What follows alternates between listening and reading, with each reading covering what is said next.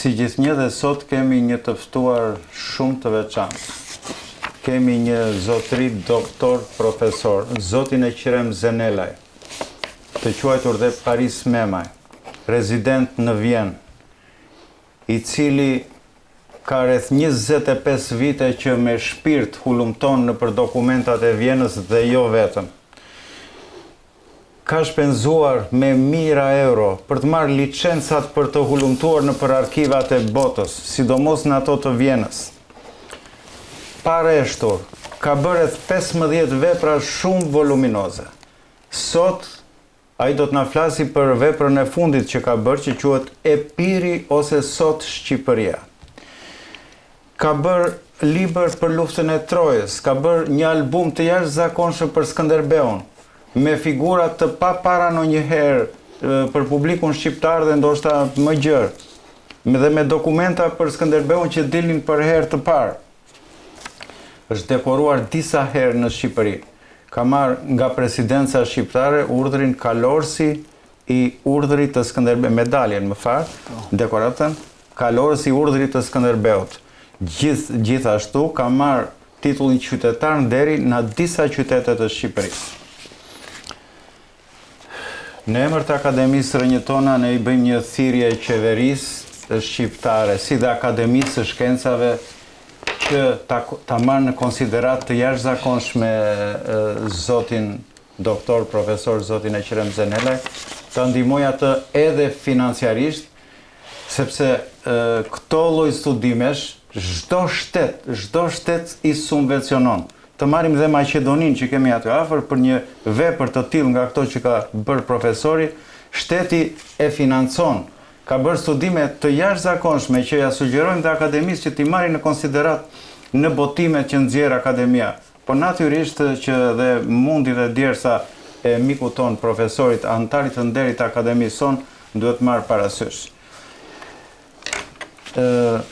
Së bashku në veprën e fundit që ka bërë profesori, që quhet Epiri ose Sot Shqipëria, është bashkautor edhe kolegu miku jon bashkëthemeluesi i Akademisë Rënjëtona, zoti Stefan Pinguli, i cili do të na flasë pak shkurt mbi këtë vepër që para se do na flas pak edhe zoti recenzent i këtij libri, pra kolegu jon zoti Tazanguri, dhe pastaj ja japim fjalën zotit Qirem Zenelaj.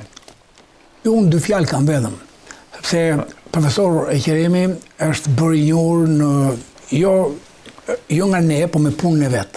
Në Europë, në Vjenë, në Kosovë, në Republikën e Kosovës dhe edhe prej vitesh edhe në Republikën e Shqipërisë. Dhe në gjithë diasporën mund të themi nga është internet. Sigurisht, po. Si një historian në zë, ku ka mundur në ftesën që ne kemi organizuar dhe në konferencën që kemi organizuar si akademi në mbështetje, në nxitje, sepse kemi nevojë, edhe ftesa kështu thot, kemi nevojë të jemi bashkë, të dëgjojmë njëri tjetrin, po mbi gjitha të dëgjojmë ata që na sillin atë që nuk e kemi pasur.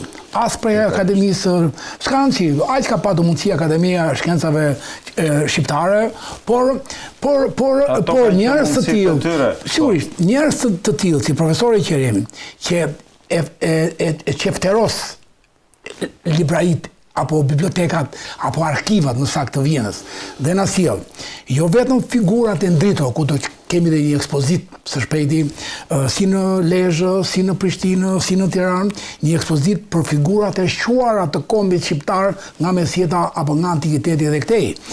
Dhe profesori Qiremi ka vërtetuar që nuk qengemi pa shkencëtar, ne pas kemi shkencëtar në të gjitha format e jashtëzakonshëm. Prandaj bëm thirrje që të merren në konsiderat. Dhe në këtë ftesë pati dhe njerëz që më thoshin se e kam quajtur në emër të akademisë Omeri i ditëve tona. Pse? Quhet fishta Omeri i ditëve tona. Pse? Sepse edhe Omeri në fundit ka 100 vjet dëgjoi rapsoditë e rapsodëve shqiptar për luftën e Trojës, i mblodhi dhe i parashtroi në një vepër që u shkruajt 100 vjet më pas. Edhe profesori Qiremi, dhe po e mbyll, na ka dhënë, shikoni librin të dashur qytetar shqiptar, shikoni librin që mbasi mbaron libri me 420 faqe. 420 faqe, po. Po, 420 faqe, pastaj 100 faqe janë kur me zotin Pingli I luteshim edhe me profesor Vullnet Xhangun që të shkojmë në Vjenë, sepse atje do gjejmë një vepër origjinale të George von Hansit, manuskriptun e alfabetit Laskar Todit.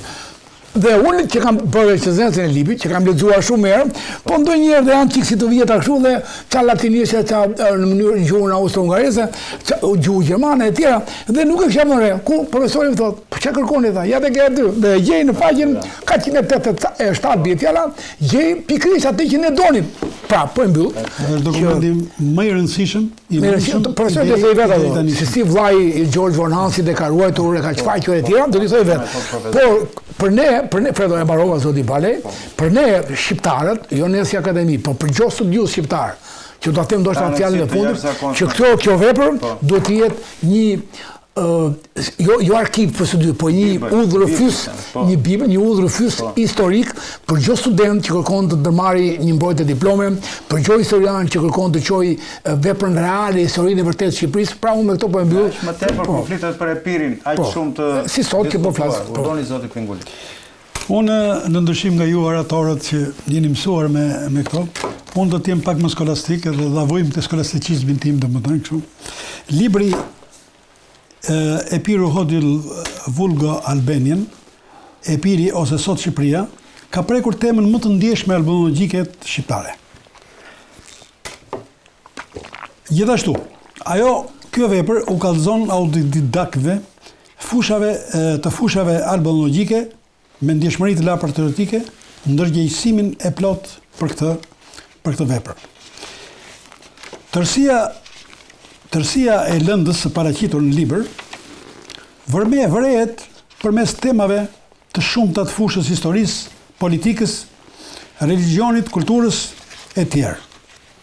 Profesor Ekrem Zenelaj, në nivelin e tij poliedrik, në të vërtet është zgjidhja e problemit, pasi jo vetëm është studius pasionant dhe atletar, por është dhe një rilindës I ri, I cili romantizmin e rilindësve të kohës e ka kthyer në një realizëm kritik.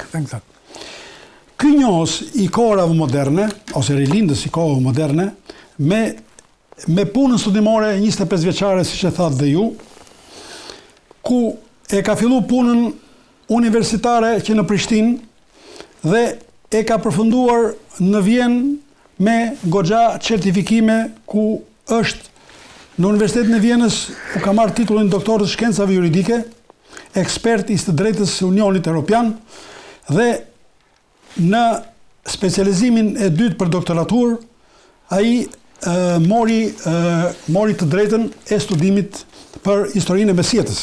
Ky formim I plot, I shoqëruar me dashurinë e dheut, mundsoi profesor doktor Ekrem Zenelajn të botoj 13 vepra dinjitoze, 6 ekspozitat të mbështetura nga një punë ulëmtuese në 20 bibliotekat më në zë të Europës dhe më tej. Me aftësinë e tij analitike e deduktive, kalon nga para historia legjendare, epike, me luftëtarë si Akili, Pelasgo e Piriot, deri tek besimi Dodonas Thesproto Moloso e Piriot.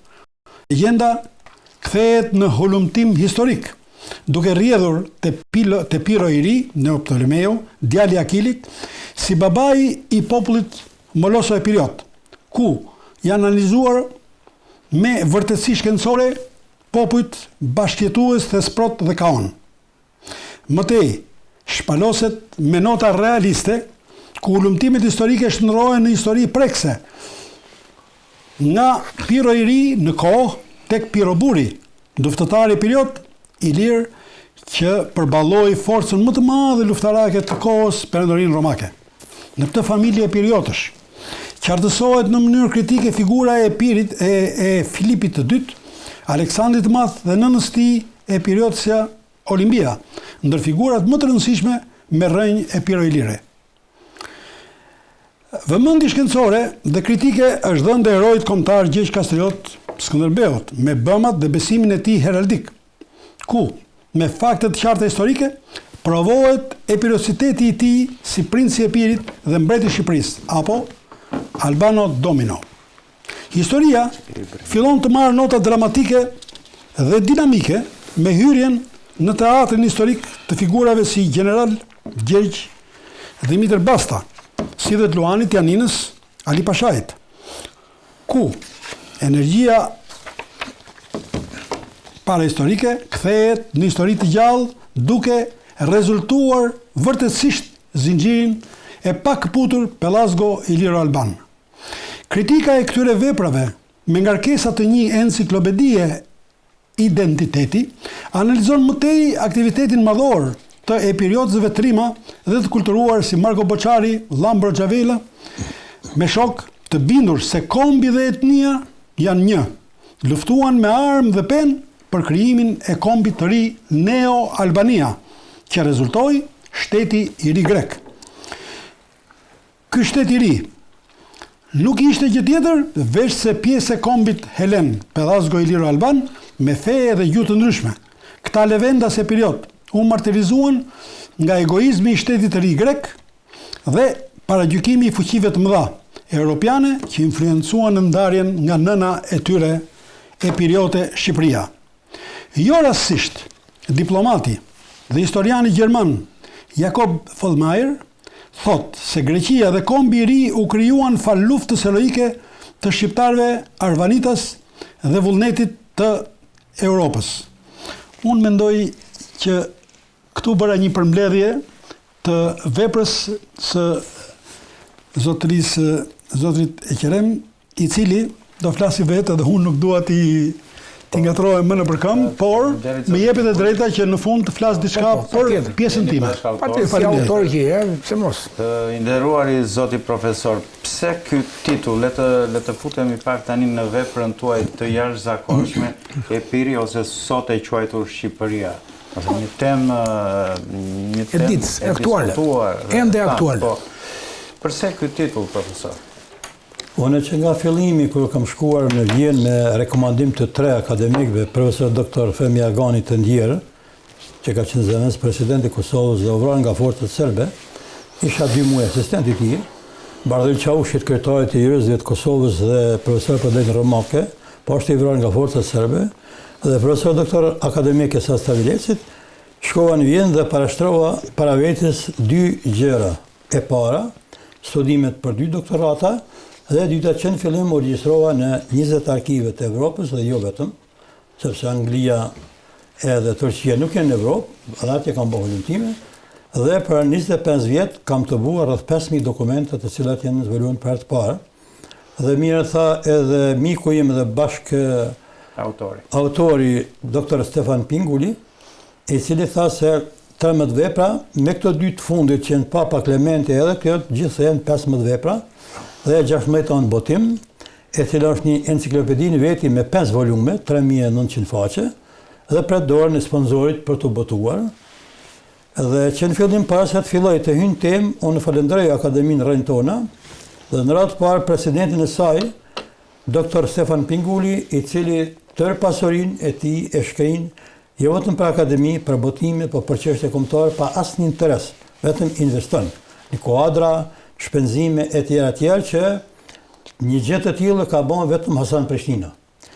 Pastaj falenderoj në mënyrë të jashtëzakonshme eruditin, gjeniun e gjitha lemive, sidomos çështës së Pelasgë dhe shqiptare, albanologjike, docent, profesor, inxhinier Sazan Gurin, i cili e ka një fuqi të jashtëzakonshme hyjnore dhe e xhelozoj sepse në të tjerët jemi të fokusuar me një dimenzion, dhe aty natyrisht jemi të përgatitur, por zotin Sazan, në çfarëdo dimensioni që e shtin, ky është njeri i cili ja del Zot me kuptim, me domethënie, me elan, me vullnet që ta demontoj, ta argumentoj edhe të punoj për çështjen kombëtare pa u lodhur fare. Po ashtu sekretari në kësaj akademike inxhinier Fredi Balën, i cili ja kam lakmi për urtësinë dhe dorimin që e ka, se ky ka të bëjë me shumë njerëz të natyra të ndryshme, temperamente të ndryshme, dhe oja që qetë, sa që ne vullnet njëve mosafirve. Tani po në temë kryesore, mu më ka interesuar që në fillim çështja e lartësisë sonë. Dhe kjo lartësi nuk mund të hulumtohet me thonë të drejtën, pas studime serioze, pa bu antar i arkiva të vjetra të Evropës dhe jo vetëm, dhe pa një gjumë të huja, dhe unë e pata fatin dhe fatkesin sepse që 30 vjetë jetoj në shtetë huaj, në shtetet huaj, por privilegjin e pata që si shteta si Austrisë të punoj me shumë autor shkencëtar të mëdhej, si që në profesor dr. Peter Fischer, profesor dr. Leopold Auer, mësohet teoria e drejtës ndërkombëtare Fischer-Vedros, ata kanë pas mentor doktoratës parë dhe dytë. Pastaj Leopold Auer ka qenë drejtor general i arkivit monarkisë dhe tërë Austrisë. Pastaj kanë pas edhe këshilltarët e mirë për arkive, se nuk kem gjeni mi ditë gjitha.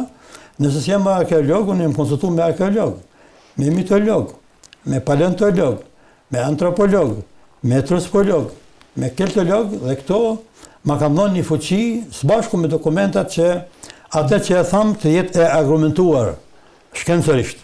Dhe nuk ka asnjë shkencë gjermane që e ka refuzu, por i kam bile 5 vetë recenzent të libra, sigurisht që kam për këtë libër zotin docent Sezan Guin, e kam profesor dr. Beim Goshen, dhe profesor dr. Mohamed Malin, ndërsa kisha fatin që të kem bashkëpunëtor dhe bashkautor inxhinier dr. Stefan Pingulin. Çështja më me rëndësi për Epirin nuk mund të nënshkalohet pa dal pak shkurtimisht të çështja Pellazgje. Po kush ishin Pellazgjet? Shpesh ka kundërshtime, jo kanë qenë part ton, jo nuk kanë qenë part ton. Unë bazona në literaturën gjermane, literaturën austriake, franceze dhe italiane, dhe në arkivet e vjetra. Nëse ata e thojnë gabim, unë e pa e thamë ashtu. Por kryesori i citoj, i përpunoj dhe bazohen në ato arkive që janë gjithsej 20 arkive. Dhe Pellazgjet qendrën e kanë pas në Dodon, që të cilën nuk do të flas tani për tani, por ka domethënie të ndryshme, për shembull marrëm vetëm Georg von Hahn, i cili ka qenë konzull i Gjermanëve, i Prusëve në të kohë dhe Austrisë për 15 vjet, e ka studiu çështën shqiptare në veprën e tij Albanezische Studien, studimet shqiptare. Dhe ka argumentuar ndër të tjerë se shqiptarët janë ilirë dhe ilirët janë Pellazgje, jo vetëm ai. Po është Bratimbauer, po është Fallmerayer, po është mandej Moritz, shumë herë dhe shumë autor Tullman, anglez, francez, suedez, danez, e kështu me radhë. Të gjitha këto e kom pas në përdor, dhe atëherë i kom përvesh punës, dhe kom gjetë dokumentat jashtëzakonshme, dhe dalin se për Pellazgjet ka disa teori, fjala Pellazg, dikush pe këty në thotë është popull i vjetër, nga fjala Pelak, për shembull Hani, dikush tjetër thotë se fjala Pelgaz, nga Pelgu, dikush thotë janë Leleg. Unë tash për lidhje me një çështje në Shqipëri, se kam qenë me lidhje gjërat e kaluara me të tanishmen, me bën një kontinuitet të lidh Ilio Pellazgje shqiptare. E kam pa një emision në televizion, një hulumtim një entuziasti, një patrioti që quhet Marin Mema, e kam takuar një herë, që kishte bën në Vlorë, në një vend që quhet Vranisht, 100 kilometra për të Vlorës. Dhe ishte një rafsh atje dhe ai pa përmend, rastisht e shoha televizorin, pa përmend rafshi i lejlerëve. Dhe kur i pyet fshatarët, njerëz të vjetër, çka do bën kjo lejlerëve, thotë nuk din me tregu, thotë po e njerëz me flatra. Edhe tash këtu del literatura franceze dhe historianët arkeologët francezë. Thotë se pjesa më e vjetër e këtyre kanë qenë lejlekët. Dhe lejlekë fjalë shqipe, thotë në gjuhën frengës pa tham. Thotë dhe gjuha e lejlekëve është gjuha e piratëve, shqiptarëve. Dhe thotë pse quhen lejlek, gjermanët e quajnë Störhen, zogj, shtegtar, sepse sigurisht se shqiptarët i lirë dhe Pellazgjet që kanë ardhur nga Babilonia, në Asiri, mandej në Siri, mandej në Epir, në vende tjera dhe në shpërndat deri në Libi. Ashod është një prej historianëve dhe arkeologëve më të njohur gjermanofon shekullit kaluar, ai thotë se e demanton teorinë se lejlegët apo Pellazgjet thotë nuk kanë ardhur si e përmendin për Dodon nga diploma nga Egjipti, por përkundrazi thotë ata kanë ardhur prej Epirit, Arkadis, kanë shku në Egjipt, në Afrikën Veriore. sepse në aspektin antropologjik i kanë marrë kockat dhe kanë dalë 1000 vjet më të vjetra kockat e lejleve, që thotë aty, po këta në lejlekve, pelazgësh faktikisht, në Pirën në Arkadisë në Libi. Edhe tani për atë arsye për mena unë se historia pelazgë shpesh, sidomos për Ballkanin, apo që thamë në Evropa juglindore, është e errët sepse është vështirë me hinë kësaj teme, pa pas arkive, pa pas konsultime me gjitha literaturën deri në shekullin XIX. Është e befasishme dhe e këndshme me pa ato hulumtime, ato dokumenta çka flasin për neve, që ne nuk dim. Sepse thotë edhe Haki Pasha, kryeministri, kryeveziri Perëndimit Osmane, shqiptarët nuk ban t'i lëmë të shkollohen, se po që si jo dhe më shkolla tyne dhe mësuan historinë tyne, thotë nuk ka ma Perëndri Osmane, se kanë manipulu me 37 kryeministra që në që Sadri Azem, mjerisht që folës kanë qenë, se s'kanë qenë shqiptarë, se kanë kontribu për shtetin e huj barbare. Por ka qenë koha, dhe nuk dojmë t'i gjykojmë në tani, por me rëndësia që tash në kanë dhonë mundësia 2 shtete, të ulëm historinë tonë. Pra, periuda pelazgë, në fakt i ka, çështja pelazgë ka 3 periuda si pas autorëve gjerman. Periuda e parë është periuda orientale, ardhen nga Babilonia që para kohës Abrahamit, kohën e Abrahamit deri në shekullin 14. Nga shekulli 14, periuda e dytë, është deri në shekullin e 6, që quhet periuda e zhdukjes graduale të emrit pelazg dhe zaventësimit të emrit pelazg me emrin Helen.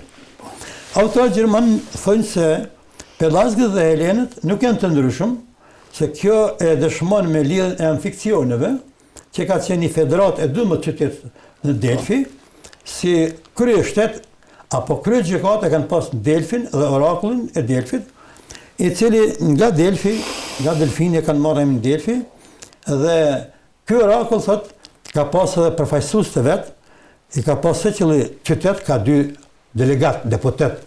Dhe ata deputet janë ullë në Gurë. Dhe është qujtë veni ku është majtë ajfar parlamenti, është qujtë Aropag. Aropag dhe të thot, në gjuhën e vjetër, si pas autorëve gjermanofon dhe frankofon, thot është shkëmbi i Aresit, apo Marsit.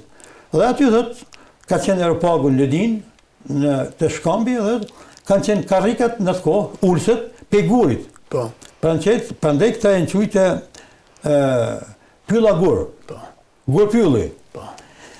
Dhe këtu lidhet tash te periudha e tretë, periudha e reformës së religionit, duke kaluar nga religioni pagan, gjithsesi në religionin unë tham Pythagorës.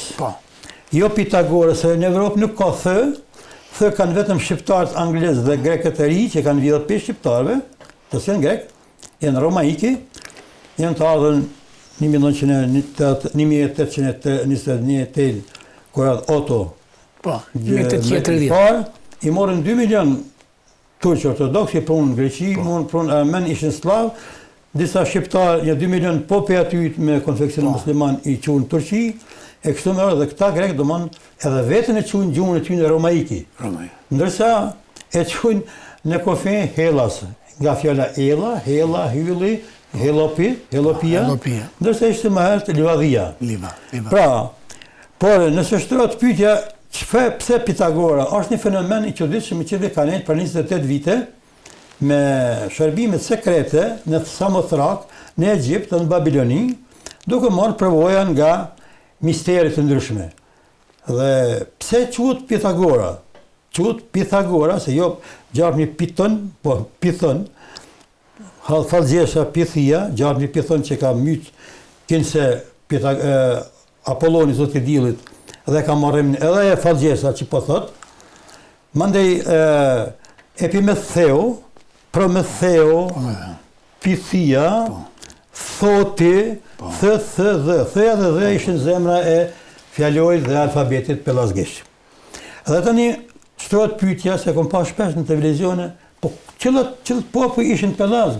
Po pelazg tokën cilt. Sipas autorëve të vjetër, dhe sidomos një farë Heinrich Schumacher, thotë pelazgët ishin 2 grupe. Ndashin pelazgët, lelegët, kaukonët, dryopët, hyantët, bebrykët dhe delopët si dhe pirotët. Grupi i dytë bën pjesët argjevet, arkadët, thotë Kretët dhe Fenikasët. Edhe tash, shtrohet pyetja po ku që do të vende kanë qenë populluar me pellazgë. Ai thonë tash fisët pellazgë, që s'mund kurrë herë të sot, por fisët pellazgë janë thotë kanë jetuar në Epir, në Arkadi, Peloponez dhe në Thraki. Ndërsa pastaj edhe në Thesali, në Iliri, Maqedoni dhe në Thesproti. Dhe për e lekë dhe shpjegova, dhe tani dalim të pjesa kryesore të libri. Po cilë ishin mbretërit Pellazg dhe çka e lidh Epirin me mbretët Pellazg? Mbreti i parë dihet thotë në mitologji se ishte Pellazgu i parë, biri i Helektrës dhe i Zeusit, por ai kishte një djalë që quhej Pellazgu i dytë. Por emri i vërtet i tij ishte Likaon. Fjala Likaon është një fjalë shumë e çuditshme, sepse kjo fjalë është përdorur për disa vendet, ka toponime, omonime etj. Dhe nda dy pjesë në Lika dhe Kaon. Kemi për shembull Lika, tashmë e lidh me shqiptarët dhe vendet tona, Iliro-Pellazgë, kemi Lika në Dibër, mbi emër, kemi Lika çdo ku në Shqipëri, kemi në Deçan, Kosovë, në Rrafsh Dugaxhinit, po është edhe një krahinë të Delmatët, fiset e lirë, në Dalmaci, një sa Kosovë është quhet Lika. Po Kaon lidhet me popullin e parë, madje vjetër se emri i parë i Shqipërisë ishte Pellazgia, emri i dytë ishte Kaonia, emri i tretë ishte Orestis, në emrin të djalit Agamemnonit, dhe emri i katërt Epir, kur Kyrasit, Feakët, i thanë pjesës Epër me mbi det, kjo pjesa Epër dhe ngeli Epir. Pra, tani po përfundoj me këtë pjesë, duke pretenduar ma vonë që të flasë edhe për orakujt, dhe për Dodonën, të cilët me siguri bashkëpunëtorët e mi do të më ndihmojnë.